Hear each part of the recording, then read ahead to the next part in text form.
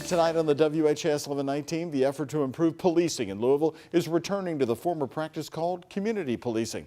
But this time around, it's a new community-based idea coming from the Louisville Office of the Inspector General. And it's aimed at improving LMPD's relationship with Louisville.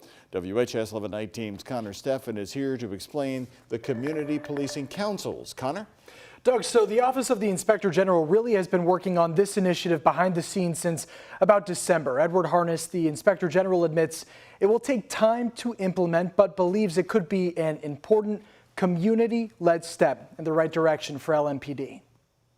Edward Harness of the Louisville Office of the Inspector General will be the first to tell you. It's not an original idea. Rather, one he took during his tenure working under the Albuquerque, New Mexico Police Department, in the midst of its own consent decree. The concept, community policing councils. A direct outlet for the community to have access to the police department. In theory, each of the 8 LMPD divisions will be home to its own community policing council, a board of civilian members acting as a sort of policy review body, dictating how LMPD polices various neighborhoods. Before we get to that point, we will facilitate that communication. The Office of the Inspector General will host several months' worth of meetings, seeking perspective on what you want to see. Harness calls this a community-based movement. And of course, it's going to have to be statutory and it's going to have to meet the laws and ordinances. Certain things will be out of bounds that will be suggested, but there will be many things that will be in bounds. He admits the term community policing has caught on as a sort of buzzword over the years. Such past attempts have failed in Louisville. Yes, because they have heard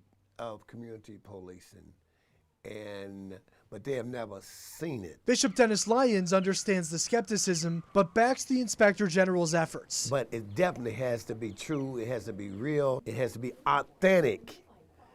And if it did, we will see the immediate change in the Louisville Metro Police. I don't think the police department is receptive to what we want and what we need. Jackie Floyd, a prominent name in Louisville's Russell neighborhood, says she has more doubts than hope for the effort. How will they be engaged in the community? And I'm not talking about old folks like me. I'm talking about the young Black males that are impacted by this violence. Harness says convincing won't come by way of words, but by action. And the goal is to have the community control and maintain the meetings themselves.